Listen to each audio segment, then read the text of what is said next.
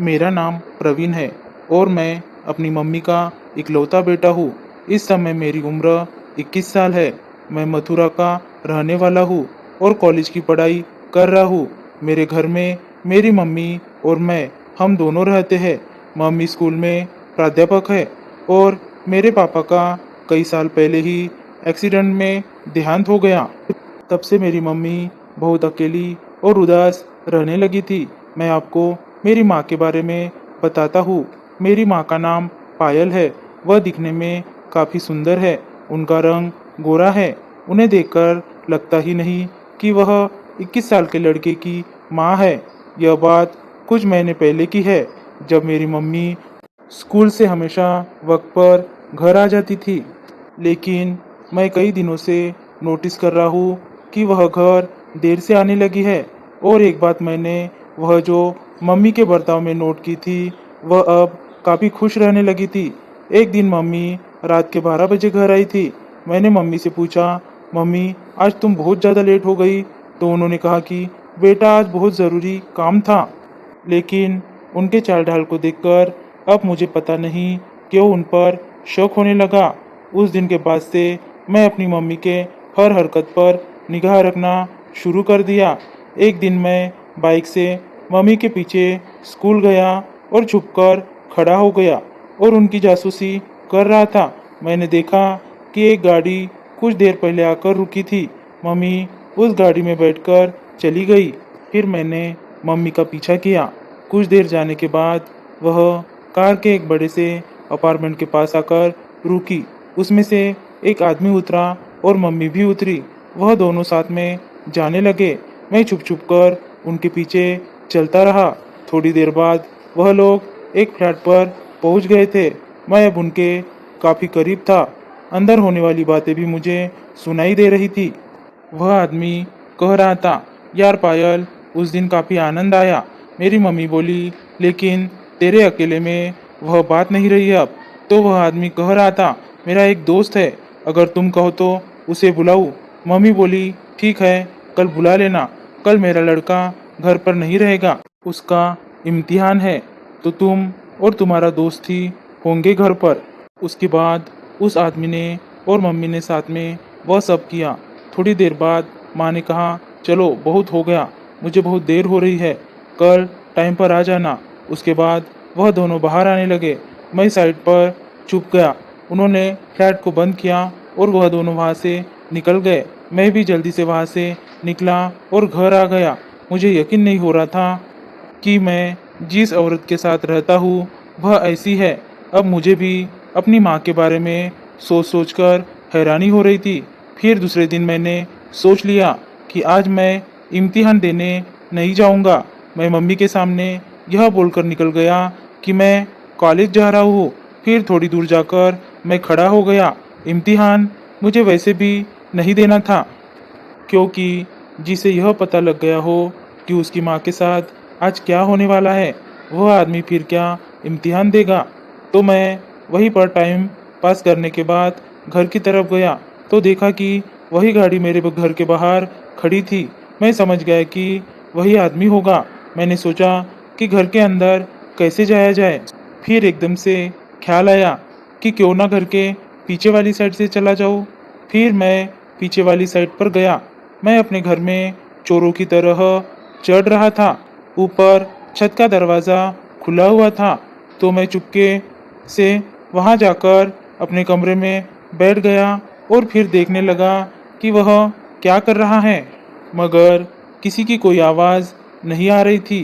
फिर एकदम से मेरी मम्मी की आवाज़ आई, अमन जी यहाँ आइए।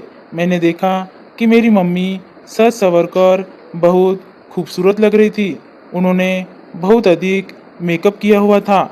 आदमी बोला, यार जल्दी करो, मेरा दोस्त आ रहा होगा। मैंने सोचा इसका मतलब अभी दूसरा आदमी नहीं आया है। फिर मम्मी और वह आदमी जिसका नाम अमन था, वह दोनों हाल में जाकर बातें करने लगे थे। मम्मी कहने लगी, रुको, अपने दोस्त को आने दो। अमन बोला, आ जाएगा यार पायल। तभी अचानक डोरबेल बजी। मैंने देखा कि एक हट्टा कट्टा आदमी बाहर खड़ा है। अमन ने उसको अंदर बुलाया। फिर दोनों जाकर सोफे पर बैठ गए। मेरी मम्मी दोनों के लिए चाय लेने रसोई में चली गई। तब उस आदमी ने कहा, यार यह तो बहुत सुंदर है। तब तक मम्मी आ गई और दोनों को चाय देने लगी। तभी मैंने देखा कि वह आदमी मम्मी को देखने लगा।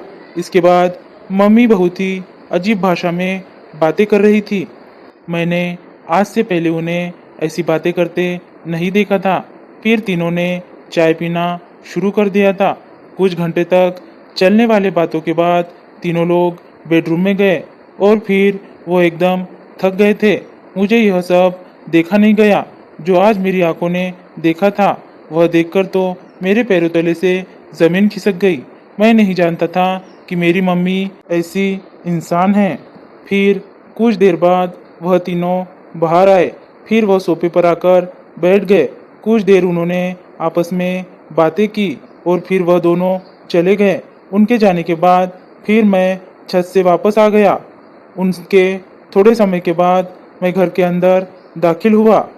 मैंने एक नज़र मम्मी को देखा, यह सोचकर कि मुझे देखने में कोई भूल तो नहीं हो गई थी।